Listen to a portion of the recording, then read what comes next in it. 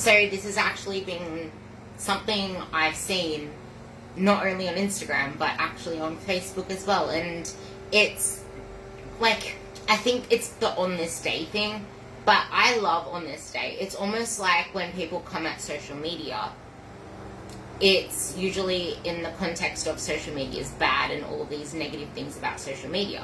But it's got nothing to do with social media itself, it's your perception of it. Everything is based on your perception. Everything that you see in your reality isn't even reality. Like, reality isn't what it is. Reality is how you perceive it. And if you're struggling with something, for example, that's not your reality. That's just your perception of it. And your perception is based off your past experiences. And if you're going to keep basing your current reality on your past, you are going to keep repeating your past. You need to pick the best parts of the past that you want to bring with you. Learn the lessons from what you can and leave the rest there. Because otherwise, you will never move forward keeping a foot in your past. And something else as well is when people compare their past, like, do people forget the fact that we just went through a freaking pandemic for however many years? Do you forget that? Because a lot of shit has happened in the last 2 years, and if anything, that's shown us that our health is our wealth, and that's not even what I'm talking about right now. But especially women, we tend to push things off and say, no, we're doing fine. And we tend to believe it. You believe what you tell yourself, and this can be both negative and positive. So if you're going to tell yourself you're doing fine when you're friggin' struggling, then when you reflect back on the past, that's what you're going to remember. You're not going to remember what truly happened. And I've heard on a few podcasts as of late, and I have a few research papers up that I haven't actually completely went through yet, but I cannot wait to dig into them.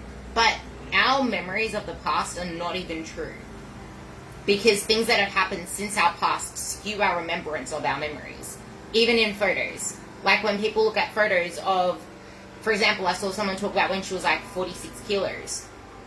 And she was miserable back then, blah, blah, blah. But she just remembers the fact that she was this number, and this number means so much to her. And there's a lot of trauma around that.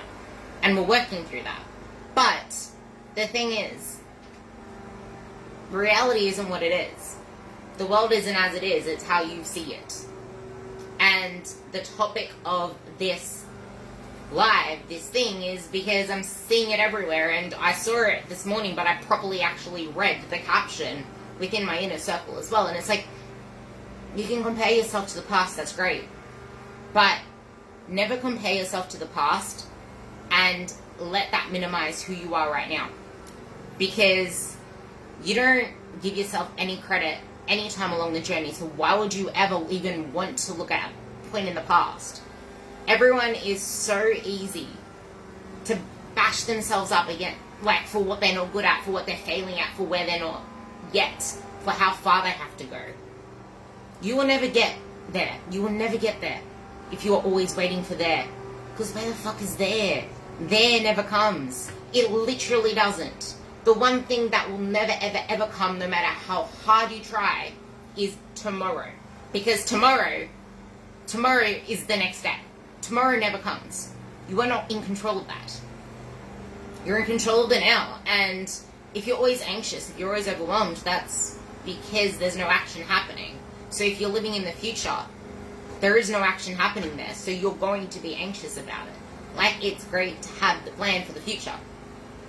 And an analogy that I actually made up today is almost like, if I think of this as coaching, it's like I'm your tour guide. I've walked the track many times before with many other people. I know how to get you there. I know the sites that I want to show you, blah, blah, blah. But for every person, I can't forecast the weather. Whatever's going to happen, whatever, like how your body responds. And that's the same with knowing where you want to head. Wherever you're going, you're not going to be able to forecast the weather, the detours, when petrol runs out, when you get hungry along the way, and when you need to stop on the journey. I did an amazing podcast with Dylan, and I need to get him back on. But point is, like, I can do the same thing myself. Like, I'm always looking in my on this days. The first thing I do, well, unless I forget, then I have to do it later on, is I look at my on this days. And I see myself lifting friggin' like over 100 kilos for my squats, over 150 kilos for my deadlifts on the consistent basis. I'm always lifting triple numbers. I'm not doing that really much right now. I'm only just getting back into deadlifting. Like, last week was my 4th week deadlifting because I had a hammy injury. What am I going to do? Bash myself up because I can't lift the same weight? Bash myself up because my squats are fucked up? Because my squats are literally fucked up right now. And yeah, I actually do get annoyed at myself for the fact that I can't squat, but why would I want to get annoyed at myself if I'm not going to do the work to get me to a better squat? I know what I need to do if I want to get a better squat. I know what I need to work on. I know what I need to implement, but it's not something that I want to do in this moment. There are other things that I'm focusing on in this moment than actually focusing on what I need to do to improve my squat. Of course they know when I do this, like, shut the bloody thing. At least the bloody turkey's not going off. But anyway, not turkey. What is it? It's a rooster, that thing. But that's the thing, like, you can compare yourself all you want, but life isn't about going from A to B. Really, think about that. Life is happening around you every single moment of the day. Life is about all the in-betweens. It's about the messy middle. It's almost like when you lift. People don't even know how to train. They don't even train. They work out. And they go in for the purpose of either burning calories or lifting weight from A to B. If you go in literally with the focus of just lifting weight from A to B, you're missing the intent behind the exercise, because if you're not focusing on the muscles that are working. But at the same time, I do want to say caveat, because there's context to everything and there's always nuances, which is why I don't like speaking in absolutes. But you're not always training muscles either. Sometimes you're training movements. Like, you're not really supposed to feel anything when you squat. And you're not really supposed to feel anything when you deadlift. But when you're doing isolation exercises, it's about actually executing it properly. So, relate that to your journey. There are so many different things that happen along the way. And people think it's just meant to happen like that. What are we with humans? We adapt like crazy. Some people adapt faster than other people. And I was talking about this with the metabolism. Some people adapt faster to a calorie deficit than others, and that's actually a really bad thing. Because if you adapt quickly to a calorie deficit, you're going to have to aggravate it further. And if you adapt really quickly to a calorie surplus, you're going to have to push the calories higher. Like, I'm one of the really fast adapters. And that's because I listen to my body. When my body wants to move, I move with it. Like, I always want to move my body now because I'm eating so much. But what I eat isn't what other people need to eat. And my goals aren't other people's goals. And I know that. Like, there's context to everything, and not every message is for you.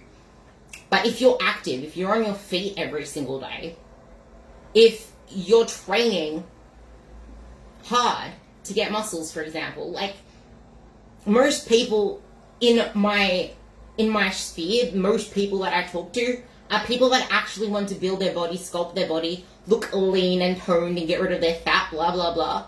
And most of those people do not eat enough fucking protein. I'm sorry, but it's true. No one prioritizes it. And yes, the amount of calories matter, but a majority of people, not the most end and not the middle end, it's like in between here, like 68.9576%, because I like my decimals. You could actually benefit more from focusing on the quality of your food than on the quantity of your food. Because the quantity will take care of itself if you fix your quality. More protein, more whole foods, more bloody self-control. And by self-control, I mean learning to say no, planning ahead, and realizing that not every single meal needs to be a party in your mouth. Because you can enjoy chocolate and you can enjoy ice cream. Knowing that you can enjoy those foods gives you so much freedom. There's no good or bad foods. It's choice. And I had a conversation with Jody today, which is one of my long-term clients. Actually, no, it was yesterday. She wanted to go out for a meal at this restaurant that had, like, luxurious stuff. And she's like, I really like the look of the pancakes. I'm going to get eggs on toast though. Can you just check if all I need to sub out's my lunch? So I looked at it and I'm like, well, yeah. But if you want the pancakes, you know, you can just take these and these out and you can have the pancakes. And she's like, you know what? I could, but I don't want to. Because I'd rather have the food that's on my meal plan template. So I'll just get the eggs. Isn't that how you want to live your life? Right now. So stop focusing on the past. Focus on taking control of your now. Because then you can build a better future based on that, based on the lessons. Because if you keep living in the past, you're going to keep having friggin' depressive... My Wi-Fi sometimes sucks. But you're going to have all of that anxiety in the past if you're living there. And same with the future. Because you can't take action in either of those. Remember, inaction creates overwhelm, and action cures anxiety. And the stupidest question, because questions aren't stupid, but the stupidest question is, where do I start? Without actually giving context. Because the best place to start is literally the next step that you can take based on what you can do. No one can answer that for you. You need to figure out what you can actually manage and do that consistently to build confidence and stop trying to add so much to your bucket. I did a live on this on Instagram. Well, actually a story. It was about a bucket. You know the saying, chop the wood, carry the water? You can't carry the water if there's so much in the bucket that you can't even lift that thing up. So stop putting so much in the bucket. Like literally, stop putting so much in the bucket. If you stop overflowing your bucket, you can actually get some work done. Because very soon that bucket's going to get deformed. And then you're going to form some holes in it because you're just damaging it. Like, make shit manageable to carry. Because you're only overwhelming yourself and keeping yourself stuck in the past. Because you literally can't move forward if you can't pick up the bucket. How about chopping the wood? Like, are you going to keep trying to hack at a tree with the same axe if the axe isn't doing anything? Or are you going to sharpen your mindset? Sharpen your actual discipline. Sharpen whatever it is that you need. Like, the whole sharpening thing, it's relative to every person. Sharpen the axe so you only have to hit it once, twice, 3 times, not a million gazillion times. Like, yes, it may seem like you're not even making any distance. It may seem like you're doing nothing because you're in planning zone or you're needing to take some steps back. Well, it's like a spring, like a string thing. Pull yourself back so then you can shoot yourself forward. Slow down to speed up. That's part of a song and I still don't know what that song is called. Slow down to speed up, something like that. But you know what I'm trying to say. It seems like you're doing nothing, but at least you can actually chop that tree down.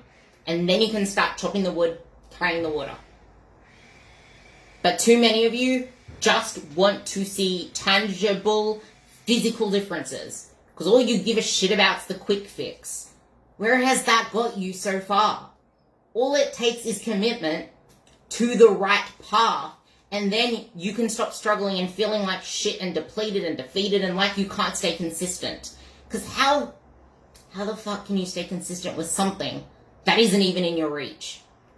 Like, it's that simple. Because fat loss is the easiest thing you can do when you set yourself up for it. It's like sharpening the axe. Like, literally, fat loss is that easy. I used to struggle with it when, like, yeah, okay, cool. I wasn't super overweight. I wasn't whatever it is, but it's still the same concept. The body works the same. Some of my clients were super overweight, and it worked the same for them. I don't use myself as an example for fat loss is easy. I use my clients that prove it, and myself when I was struggling. Because I used to hate my waist, and I used to hate that extra stomach fat that I had, because I did things the wrong way. Like, yeah, okay, it wasn't fat in other people's eyes. But the thing is, once you get yourself in a place where you can actually work from, shit happens. Because how the hell can you lose weight if you're already burning the candle at both ends, doing exercise every single friggin' day, adding in cardio here, cardio there, thinking about adding in workouts as extras on your training days because you don't feel fatigued is helping you, and then trying to eat 12,000 calories a day, you're running a 12,000 calorie engine, but then shoving your face full on weekends, and because your body is still on the 12,000 calorie engine, what do you think is going to happen to whatever you ate on the weekend? Your body's going to preferentially store that as fat because your body's trying to survive and conserve energy because most of the time you're trying to eat 12,000 calories. Think about that. And I just think I covered a million other topics, but as my friend calls it, the ADD brain. So there you go. Oh, it's 4:15. That was meant to be like a 5-minute ramble. So I hope you enjoyed that one.